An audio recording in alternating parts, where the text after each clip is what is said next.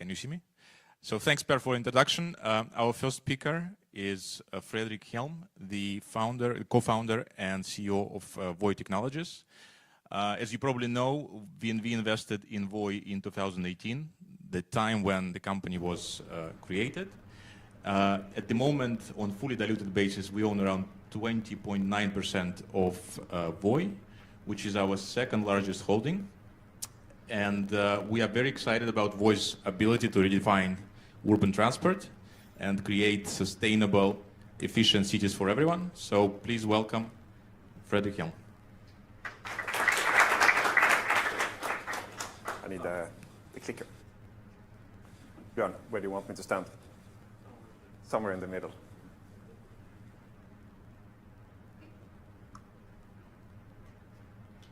We kick off, yeah? We're good to go? Okay.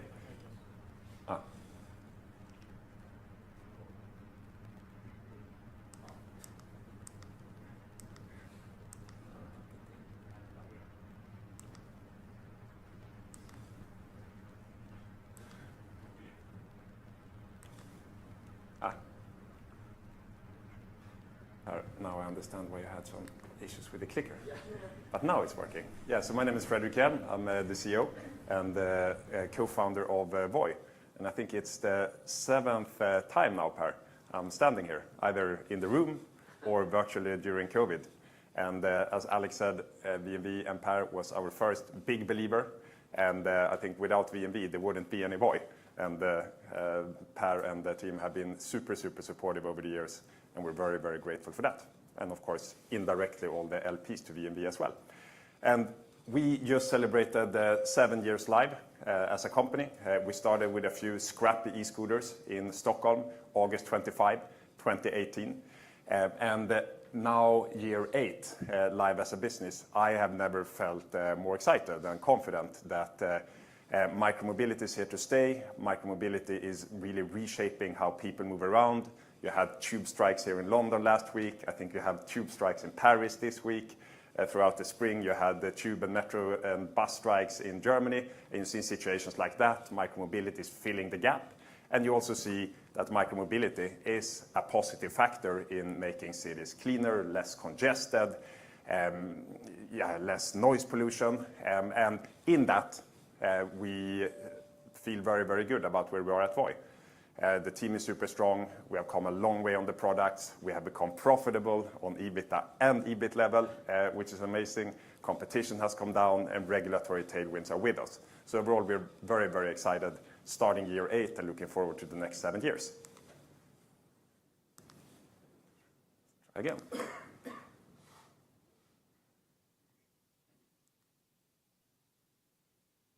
Yeah, all good.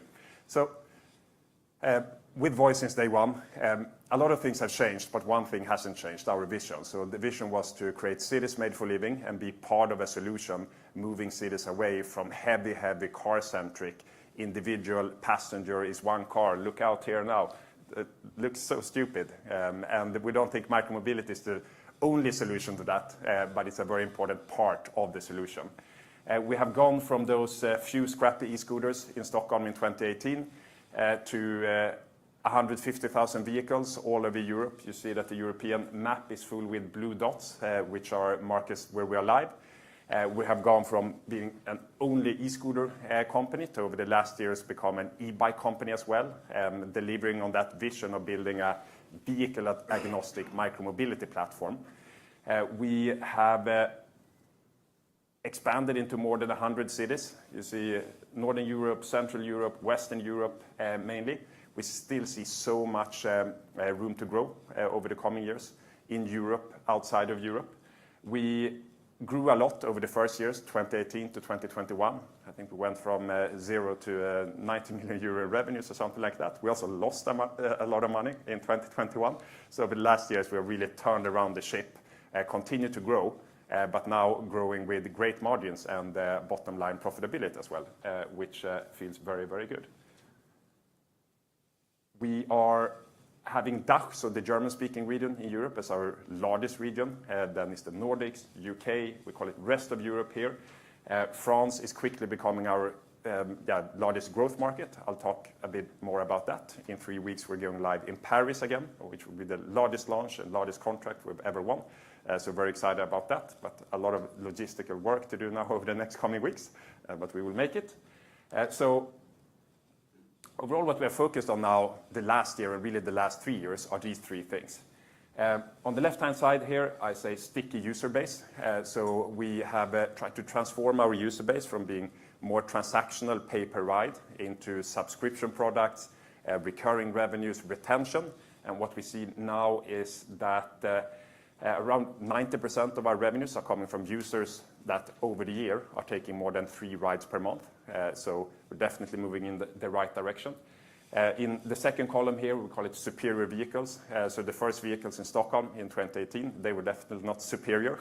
They were scrappy, not really built for purpose. But over these 7 years, I think we've iterated. We are on our 8th or 9th hardware generation of e-scooters and on our 4th generation e-bike. And we see that we've taken the lifetime of the vehicles from a couple of months in the early days to the latest generations having an estimated lifetime of more than 10 years. We see that out on the streets now, we're having vehicles that we put on the streets in 2020. We depreciated them over 2 years. It was still early and so on. Now they have been on the street for 5 years. So we see that over time, with great hardware design, supply chain management, QA, and then, of course, operational maintenance, we get these vehicles to last really, really long. The first years as well, on the regulatory side, it was a bit bumpy. The market was completely free, no licenses, no tenders or anything like that. No one really knew how should we regulate this, how do we combine it with public transportation, with trains and so on. The market has matured a lot, moving into tendered market dynamic, where, for example, in Paris now, we have won 1 of 3 slots. Over the last couple of weeks, we announced that we won an exclusive contract in Edinburgh, in Scotland, and also in Glasgow. So the regulatory side have really matured, and we feel really good about where we are with cities today. It's gone from, in the beginning, being quite contentious in some situations to now being a very constructive dialogue. How can we build urban mobility together and include micromobility in that? We have focused a lot on cost, both efficiency, unit economics, gross margins, and so on, improved that a lot. But since end of 21, early 2022, we have also reduced our overhead cost by a lot, more than 40%. And I think the people who are here from Voi agree with me that we're better now than we were a couple of years ago, despite almost half the overhead size. So we've really managed to keep top talent at the company. They've been around for a long time. They know each other. They know the ups and downs in the industry. And that is, of course, a super power in a company. What's that really the next one?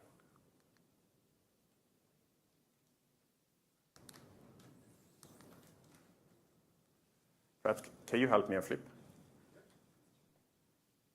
One more. It was the next one. So, as I said, we went from hyper-growth to focusing on efficiency, turning the company profitable. We went out a year ago and raised a public bond in Stockholm, which is, I think, some kind of a testament to that we're growing up as a company. We managed to convince the debt investors that this is a good asset class. We are a great company and the future is bright. So we raised a bond on 50 million euros. That's trading now in Stockholm. So we are on our fourth quarterly report. So we're upping the standards on the reporting, on governance and compliance and so on as well. And there was a framework on 125 million, 4 years non-amortizing coupon on 3-month Euribor plus 6.75. We see that the bond has traded up quite a lot. So it seems like the market is liking what we have done over the last years with the quarterly reports and so on. And I think for us, of course, as a company, it was a great way to finance growth capex for this year, but also for us as a company and for the industry. It's one of these steps that we are growing up, the industry is growing up, people start to understand the asset class, and I think also us being public now with standardized quarterly reports further accelerates that.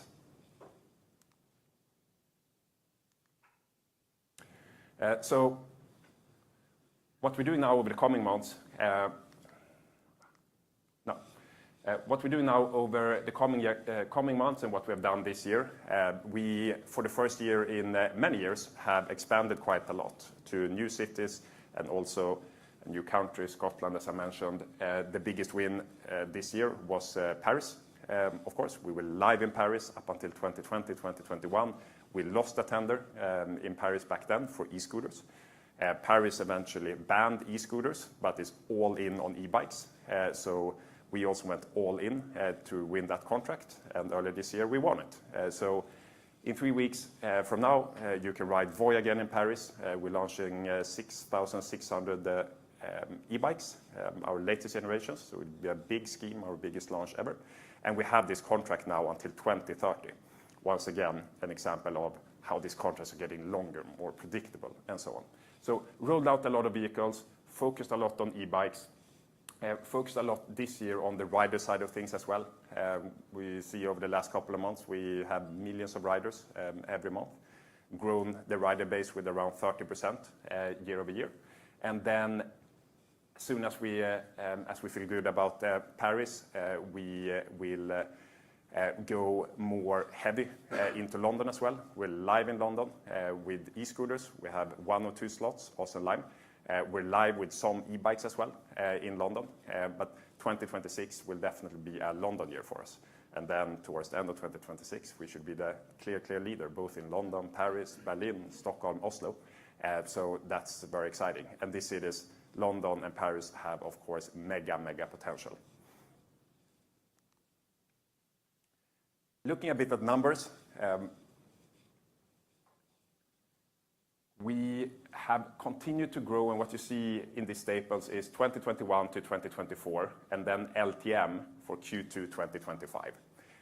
So we see that growth is picking up again this year, and the investments we have done in fleet, given our business model, will of course have a bit of a lagging effect on the top line. You will really start to see the full effect from 2026, which is quite a nice position to be in. We're also in a position now where very few competitors can invest in the same way.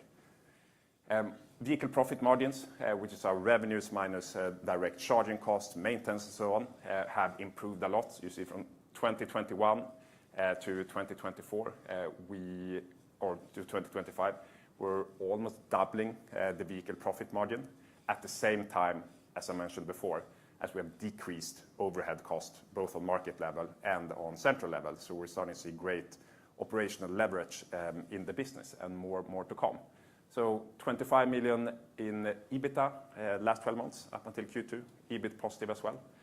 So overall, as you probably hear on me, we feel good about the trajectory at the moment. Big thing this year, as it was the first year we have been able to invest in new CapEx, really since 2022. We have rolled out 3 new vehicle models, the Voyager 8, which is our latest generation e-scooter, around 35,000 new Voyager 8s, I think, this year, all over Europe. It's really great to see that despite our older vehicle cohorts, the ones from 2020, 21, 22, we can operate them profitably. What we see now with Voyager 8 and the bikes here is that we have another leapfrog, both on the rider side, rider retention and rider feedback and so on, but also on the operational side when we look at like important input metrics for us, like rides per repair, rides per task, which eventually turns into EBIT, EBITDA, and full company profitability. We are testing 2 e-bikes here in London now. One is the one in the middle, which over the last 2 years have been our flagship bike. It's slightly larger, it's very robust, it's stable, great unit economics. But what we also have found out, developing so much hardware over the last couple of years, in the quest for robustness and longevity, we think that we're starting to tilt towards slightly too heavy vehicles. And we see that especially when we're talking to users female users, smaller users. So we're also experimenting now with lighter form factors, such as the Explorer Lite there to the right. France, it was almost game over for us in France 2 years ago. We were down to one city, Marseille only. Marseille has been an amazing city for us since 2019, but we had lost our foothold there. We invested now over the last year and a half in city relationships, in really understanding what the cities looked for, what the users looked for, and so on, and have seen almost like a magical comeback in the market, where we have won pretty much all important markets now in France over the last year that have been up for grabs. Grenoble, Le Havre, the Paris metropolitan area, and eventually Paris as well. What we're also seeing there is that for the first time since Voi started, we're also able to win these really big e-bike contracts. Paris, of course, again, being the largest. So France is quickly becoming our fastest growth market, and it will be a top 3 market next year on top line, on hopefully profitability as well. So we're very, very excited about Voi in France. I am also very, very excited about AI, as probably some others are as well. And I just feel that we at Voi are at such a unique position where we're not a native AI company, we're a mobility company. But we have a lot of amazing people. We have built the tech stack in-house, the software stack, the data stack, and a lot of the hardware stack as well. And I think that some of the biggest beneficiaries of AI are companies like us who can apply AI. Of course, we shouldn't think that much about like how do you build large language models and so on, but we should be best in the world within mobility to apply it. So we're working a lot with that as well. And at Voi, it means embedding AI savviness in all roles, all teams on a group level, train our employees to become good at applying AI in their respective field. And then, of course, use the strengths and leverage the strengths of LLMs when it comes to speed, when it comes to content generation, but then aggressively mitigate their weaknesses, hallucinations, and so on. And then use that and embed LLMs and AI in products where it makes sense, not where it doesn't make sense, in operations, in our rider experience, and across the business. And we're starting to see great effects from that already. I have a lot of funky examples with voice and video and so on, but I was advised to not do it. But I'll just give you one small example. So Voi doing millions of rides every week, tens of thousands of feedbacks from customers every week. Historically, that was something that our customer support agents went through one by one. Of course, they missed a lot. They tried to tag it and so on. How one can use LLMs now is so exciting when you have big data masses and data volume. So this is an example that we call LLM My Feedback. Instead of customer support agents going through and tagging and so on, we have infused LLMs and embedded LLMs. This is an example from Marseille, where we see a spike here, an anomaly in refund requests. So this is just one example of how you can use LLMs as a company like us. And then, of course, that should feed into the city manager in Marseille, the product team, and so on, so we can take quick actions rather than waiting for weeks, as it was before, when customer support agents had to go through the data. So we try to be on the forefront. We try to take everyone with us in the company, and more to come from Voi on AI over the coming months and coming year. So what's happening in 2027 now? So we're building from a solid base. We continue to see that, we are in a situation where regulators are rather coming to us and cities coming to us, asking about micromobility, how they should implement it, how they should regulate it, and so on, which will be a tailwind in 2027 as well. We have seen that competitive pressure has been reduced quite significantly. I think when we applied for Paris the first time in 2020, there were 20 or 22 competitors. Now, even in the very high value markets, we're down to a few, and perhaps one or two that are for real competitive threat to us. So we think that will continue, which is great. We will continue to build out the platform. So we're still heavy e-scooters, some e-bikes. Next year and going forward, you will see a more multimodal voice stack to basically meet the cities and the consumers where they are with the form factor they want. And finally, we will continue to be very disciplined around how we spend money, how we improve operating margins and vehicle profit margins and so on, and build a much larger company with a relatively fixed cost base. Thank you.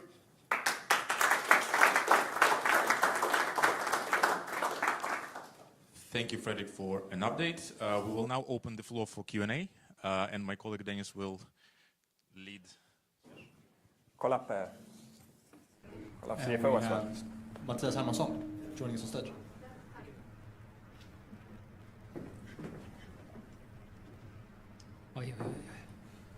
Center stage. Center stage. So Mattias Hermansson is the CFO and Deputy CEO of Voi. My name is Dennis. I'm an investment manager at VNV. I thought I'd kick off the Q&A with a couple questions from me, but then opening it up for questions from the audience. I think taking a step back and looking at the last, especially 2 years, I think we're all positively surprised, or at least very happy about the growth acceleration. You're growing almost 30% year over year right now, and you're at the same time generating significant cash flows from operations. What's your view? What has been the most important driver in that shift over the past years? You talked about a lot of the data points, but some general reflections would be nice to hear. Want to start? All right. We tried to get Dennis to send the questions in advance, but he refused. So we haven't rehearsed. You should take the answer. But no, I think as I think we said at one board meeting, imagine a company that over the last 2 years improved profits as much as they grow top line, and that's very rare, I think. And I think what we actually managed to achieve is we doubled the profits on more than revenue growth. And I think so. It's like almost unheard of, I think.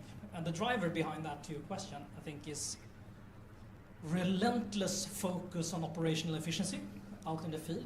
I think we have close to 150,000 vehicles that needs to be served and swap batteries. And through a lot of probably not over the last 2 years, but a lot of it's not so much AI. It's basically automation and algorithm-driven. We call it task generation. So the tasks that should be done out in the field, in the streets, that's all automated now. I think that's one of the reasons, and I think the second reason was what Fredrik just mentioned. I think we dared to reduce the overall overheads earlier than anyone in the industry, and by that, growing the gross margins while reducing the costs, and that's the formula. Anything to add, Fredrik? No, to Mattias' point, Voi is a massive optimization play. And one of the modes is also that it is a massive optimization play, but you don't only have to optimize online. You have to do the massive optimization play offline as well, and getting it out through fleet specialists, mechanics, winning cities and so on, which makes it very, very difficult to compete with at the stage we are now. So amazing. I'll do one more from me and then open it up. You obviously mentioned the bond. We don't have to get into specifics, but just thinking about the impact that it has made you a semi-public company. You're reporting on a quarterly basis. Your books are open. How has that impacted you, and what's the significance of that, would you say?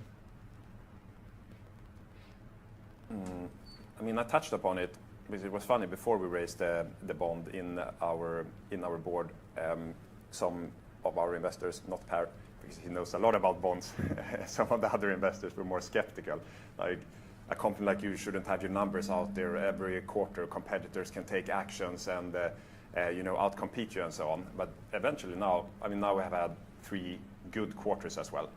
But it's upped the bar for reporting, how to measure things in the business, how to talk about the business, and implemented for the first time really like standardized metrics in the micromobility world, because no other of our peers have been reporting in this way since they're still private or not done it. So I think it's been great. I think as well. I mean, first of all, everyone keeps saying we're semi-public. We are public. You cannot be half pregnant either. That's true. So it's like, no. So we adhere to all the more rules and what have you. And do the reports. I think the big shift was mentally, because I think perception of our industry has not always been fantastic, particularly in the financial markets. Having seen Bird and some of the other players go bankrupt. I think what we felt last year was, I think someone needs to take the kind of flag and plant it and show the world that micromobility can be profitable and we can get a high return on our investments and capital. So I think we said let's try to change the world, financial perception of the world, at least for our world. And so far, as Freddie said, no one has ever done it. There are rumors that someone else is about to go public, hopefully towards the end of the year. And we hope that's going to be the case, because then everyone can start looking at this as a real industry. Thank you. Now questions for the fully public company, Voi. Georg.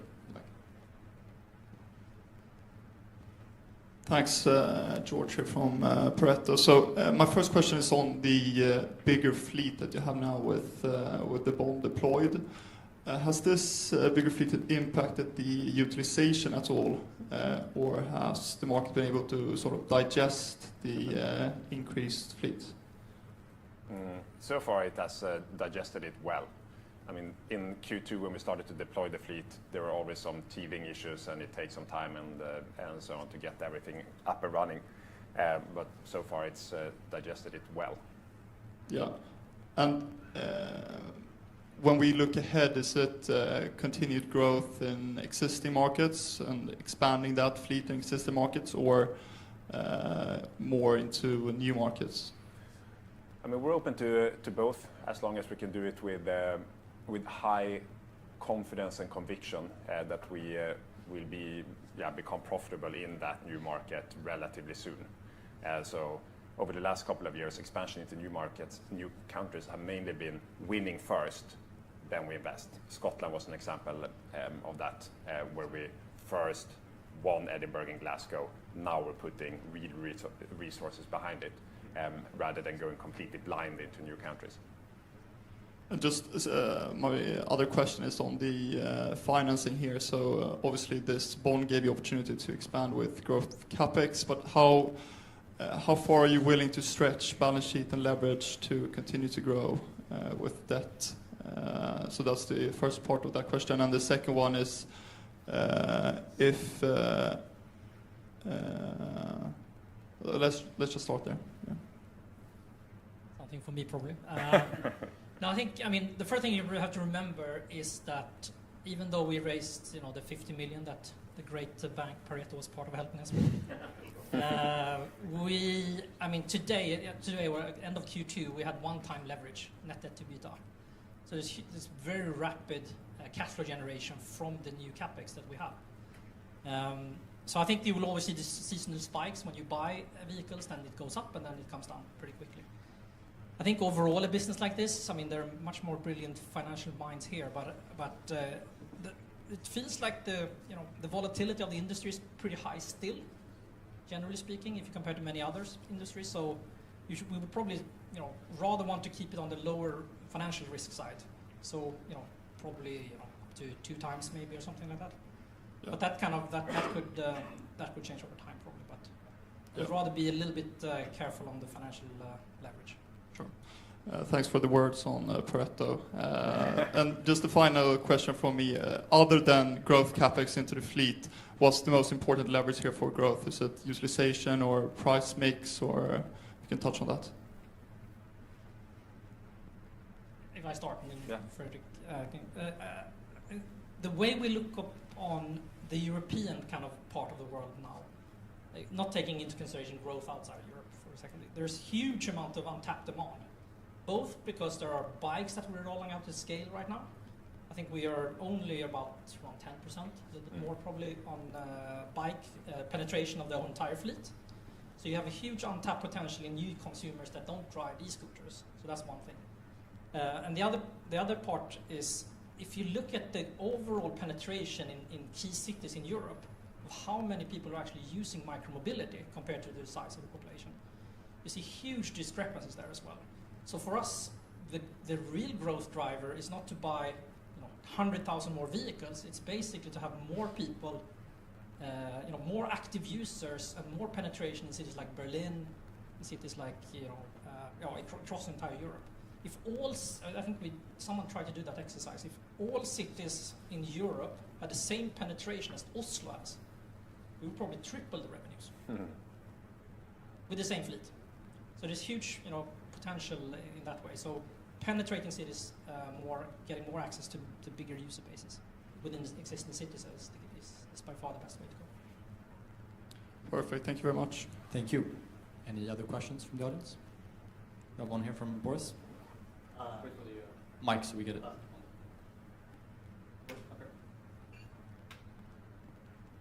Hi. Well, you're mostly a scooter company. France banned them. What's your view on sort of the regulatory vision? Will other European cities ban scooters? Do you see yourself that you will have 50% bikes, 50% scooters in 3 years from now? How the sort of unit economics changes? Well, it's different between bikes and scooters. That's the first question. And the second, which is related to this, is I haven't seen your kind of capacity utilization metrics, where you are ideal, where you're not ideal, what's good in terms of what's the target, where you're lagging behind. In a way, it's a network effect company. So the more scooters you have, the more users will use them because they will see them everywhere. But there are limitations on this. You don't want to have unused fleet. So do you monitor this, and how far away are you from your target? Okay, I can start. No, so I've always seen us and continue to see us as a mobility company that operate light electric vehicles. We just started with e-scooters because we saw great demand and so on. And we also are big believers in focus, which is why we didn't go into a lot of other modes like year 2, year 3, year 4, but waited to nail down the e-scooter business. Then now the last couple of years added on the bikes as well. And this year, 2025, is really the breakout year for bikes at Voi, and that will continue. And a few words on the regulatory side. I think the future, say fast forward 3 years from now, it's clear now that all cities will have micromobility in some shape and form. Most cities, I think, will have both e-bikes and e-scooters, and perhaps some other modes as well. Some cities will only have e-bikes, some cities will only have e-scooters, like Oslo is an example, where there are pretty much only e-scooters now. Paris, only e-bikes. So we'll see this mix. But micromobility will be around at scale in all cities. Your second question was around payback unit economics. And okay, you borrow money from Pareto. You pay so much for a scooter. What's your payback per period? And how much it is utilized versus diet level? It's a good question. We have that question when the board members they're on us all the time on that question. The way to think about it, I think, right now is that for us, scaling the e-bike fleet right now, you see largely similar, gross profit per vehicle per day for bikes as you do for scooters, largely. More revenues per ride because they tend to be longer and slightly less utilization. I think if you pair that with the capex cost, it's still dilutive in terms of ROI because they're more expensive to buy the bikes. But that's when you look at it from a micro perspective. If you take a bigger view on all of this, I mean, London is the best micromobility city in the world, in Europe, for Lime. So Lime is probably one of the best cities in the world for that, and they only run bikes here. So bike has enormous potential if you expand the view a little. Thank you. Mattias Lundin.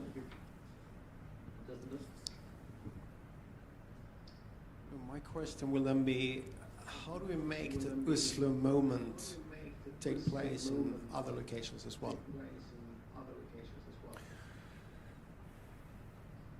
what do you do, like, how do you cooperate with the local commune governments, like, to increase utilization? I mean, the funny thing, if you take a city like London, London has had its kind of Oslo moment, but on the e-bike side, where you see that bike usage over the last couple of years have just skyrocketed. You see that it's a combination of infrastructure, bike lanes and protected bike lanes are very important for uptake, and they're very important for uptake because users feel safer and so on, and we tap into other user groups that feel unsafe riding out here next to cars. The second part is, of course, on the product side. We see that with improved products over the years, we have increased the total addressable market and the type of user groups we can tap into. And then thirdly, it's around operational excellence. I mean, the better we become operationally, the lower production cost per ride we can have. We can, of course, give that back to users and increase the TAM through subscriptions, and things like that. So those three things, it's infrastructure, it's product, it's operational excellence, so cost. Any more questions from the audience? Lina Djupsund, SEB. Before that, I realized another important thing is, of course, where we see that demand and numbers are really, really strong, those cities often have some kind of, they made it difficult or expensive to have your own car through road tolls, through taking away space. That naturally, of course, moves consumers to other modes of transport. Stockholm is another example of that. Yes, so I have a question on growth as well. So how big of a share has been coming from kind of increasing the vehicle size, and how much has been kind of increasing the ride per vehicle, and where do you see this trending in the coming years?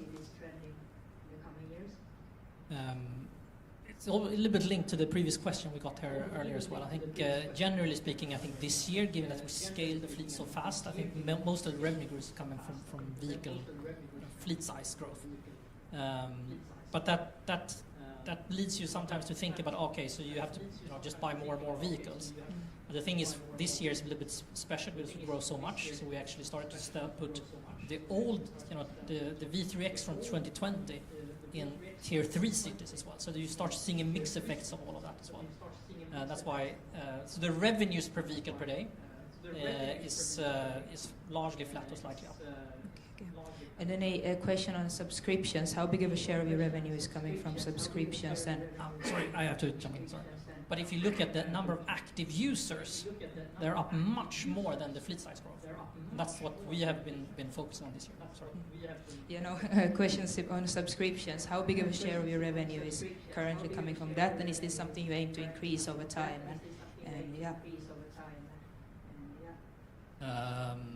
I should probably know this, but I think around 30% is coming from subscription type products, passes. I think, as Fredrik mentioned, I think we think about us a little bit like, not one-to-one, but a little bit like Amazon. If you drive down cost massively, then you could afford to give away more rides on passes that are more inexpensive to do. So the quicker we can drive down cost per ride, the quicker we can expand that share as well. So over the next few years, there should be no reason why it's not 50% plus. Thank you. Thank you. Looks like that's it from the audience. One final question from me, which I'll probably ask all CEOs up here and management teams. You obviously track several KPIs in your day-to-day job, right?